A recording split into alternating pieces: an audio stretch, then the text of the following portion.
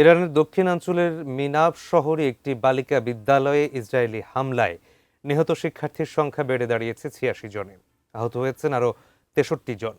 ইরানের রাষ্ট্রীয় বার্তা সংস্থার বরাতে এই তথ্য জানিয়েছে আল জাজিরা।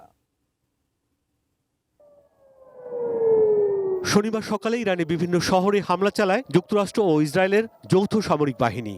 হামলার শিকার হয় সর্বোচ্চ ধর্মীয় নেতা আয়াতুল্লাহ আলী খামেনি কার্যালয় সহ বিভিন্ন সামরিক ও গুরুত্বপূর্ণ স্থাপনা। এ সময় হরমোজগান প্রদেশের মিনাবা শহরের একটি বালিকা বিদ্যালয়ে হামলা চালানো হয়।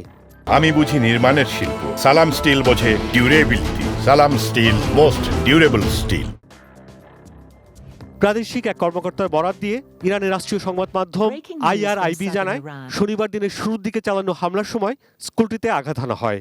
হামলার আগে সেখানে ১৭০ শিক্ষার্থী ছিল, তাই নিহতের সংখ্যা আরও বাড়তে পারে বলে আশঙ্কা করা হচ্ছে। ইরানের পররাষ্ট্রমন্ত্রী আব্বাস আরাকচি তার নিজের এক্স হ্যান্ডেলে ধ্বংসপ্রাপ্ত স্কুলটির ছবি প্রকাশ করে হামলার নিন্দা জানিয়েছেন।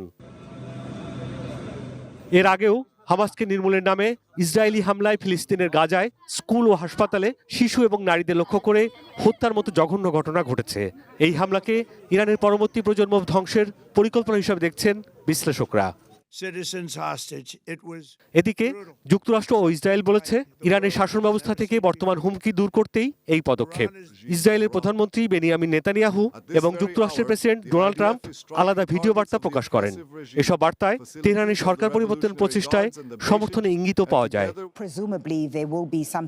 অন্যদিকে এ ঘটনার পরপরই আয়াতুল্লাহ আলী খামেনিকে নিরাপদ স্থানে সরিয়ে নেওয়া হয়েছে বলে ইরানের রেভলিউশনারি গার্ড কোরের পক্ষ থেকে জানানো হয়। ইরান এই হামলাকে সার্বভৌমত্বের লঙ্ঘন হিসেবে আখ্যা দিয়ে পাল্টা জবাব হিসেবে ইসরায়েল ও মধ্যপ্রাচ্যের কয়েকটি দেশে হামলা চালিয়েছে। Sudip Ghosh, desk report, ATN news.